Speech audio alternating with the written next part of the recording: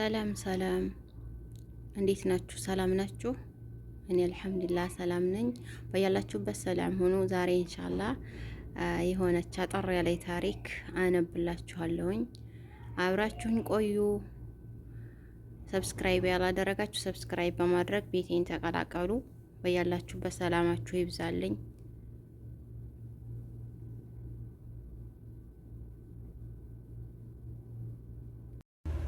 አሰላሙ አለይኩም ወራህመቱላሂ ወበረካቱሁ።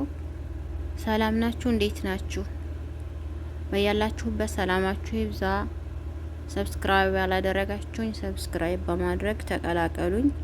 ለምታበረታቱኝም በጣም አድርጌ አመሰግናለሁኝ። ሰላማችሁ ይብዛ። ሀገራችንን ሰላም አላህ ያድርግልን ኢንሻአላህ። ዛሬ አንድ ከባለ ትዳር ታሪኩን እንዲህ ይለናል። ከባለቤቴ ጋራ ትዳር ከመሰረትን 21 አመት ሞላን። ባለቤቴ አንድ ራሴን እንድፈትሽ ያደረገኝን ጥያቄ አቀረበችልኝ። 21 አመት ካንተ ጋራ ስኖር አንድም ቀን ከእናትህ ጋራ ለመዝናናት ስትወጣ አይቼህ አላውቅም። ዛሬ ማታ እናትህን ራት ምሽት ጋብዛትና አዝናናት አለችኝ። ውዷ ባለቤቴ ባቀረበችልኝ ሀሳብ ከመገረሜም በላይ መሰጠኝ ተስማምቶኝ፣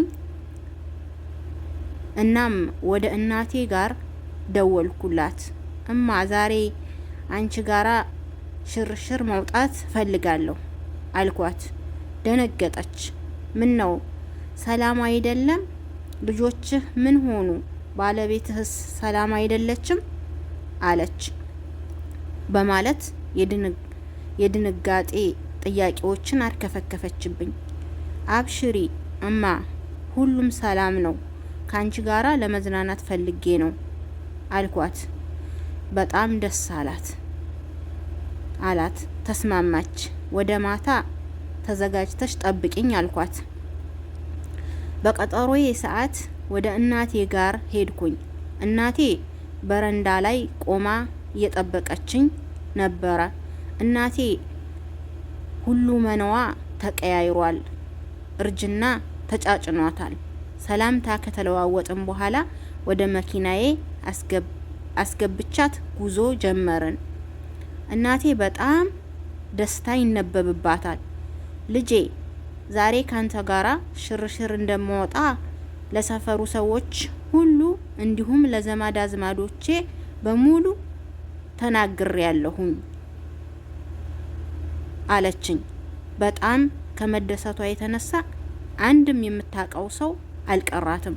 ወሬውን ለሁሉም አዳርሳዋለች። ወደ ሆቴል ይዣት ሄድኩኝ። አስተናጋጁ የምግብ ዝርዝር ወረቀት የያዘ ኩቦን ሰጠን። ኡሚ ምረጪ አልኳት። ፈገግ አለች። ከእርጅና የተነሳ ማየት እንደማትችል ተረዳው። ላነብልሽ አልኳት። ልጅ እያልህ ሆቴል ቤት ገብተን ልንመገብ ስንል የምግብ ዝርዝሩን አነብልህ ነበር። አሁን እዳህን ክፈል ብላ ፈገግ አለች። እኔም ፈገግ ብዬ አነበብኩላት። የለበሰችውን ልብስ ስመለከት ከ19 አመት በፊት የሞተው አባቴ የገዛላትን የመጨረሻ ልብስ እንደነበረ አስታወስኩ። ምግቡ ቀርቦ እናቴ ከደስታ የተነሳ ምንም እየበላች አልነበረም። ደስታ በደስታ ሆናለች። በህይወቴ እኔም በጣም የተደሰትኩበት አጋጣሚ ነበረ። ከእናቴ ጋራ ተዝናንተን ስናበቃ ይህ ምሽት እንዲደገም ፈልጌ እማ መቼ ተመልሼ ልምጣና ልውሰድሽ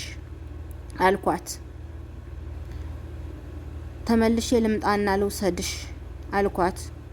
በእንደዚህ ቀን እና ነገር ግን እኔ ነኝ የምጋብዝህ ከተስማማን አለችኝ። ፈገግ አልኩኝና አብሽሪ ትጋብዥኛለሽ አልኳትና ተለያይን። በመሃል እናቴ ታመመች። ከህመሟ ትድናለች። አብረን የማሳልፍበትን ምሽት ናፈቀኝ። ነገር ግን እናቴ ጋር ዳግም አልወጣንም። እናቴ ወደማይቀረው የሞት ጉዞ ተጓዘች። በጣም አዘንኩኝ፣ አለቀስኩኝ። ከእናቴ ጋራ ቀጠሮ ይዘን በነበርንበት ቀን አመሻሹ ላይ ከአንድ ታዋቂ ሆቴል ቤት ተደወለልኝ። ዛሬ ራት ከባለቤትህ ጋራ በነፃ ተጋብዘሃል የሚል ነበረ። ግራ ተጋባሁ። ማን ነው? እንዴት?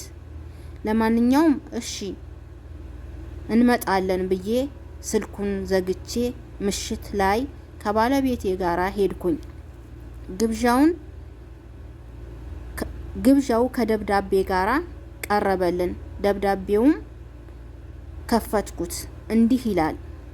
ልጄ ሰላም ላንተ ይሁን። የእራቱን ግብዣ ስንቀጣጠር መገኘት እንደማልችል አውቅ ነበረ። የሞት ቀጠሮዬ እየተቃረበ እንደነበረ ነፍሴ ይነግረኝ ነበረ። ልጄ ሆይ እኔ በቃሌ መሰረት ጋብዤሃለሁ። በኔ ፋንታ ውዷ ባለቤትህን አብረሃት እንድትሆን ፈቅጃለሁ ይላል። ሳይታወቀኝ እንባዬ ወረደ። አለቀስኩኝ። 21 ዓመት ሙሉ የዘነጋሁትን ውድ ዕቃ አሁን ነው ማጣቴን ያወቅኩት። ስንቶቻችን ይሆን ካገባን በኋላ እናቶቻችንን የምናስታውሳቸው?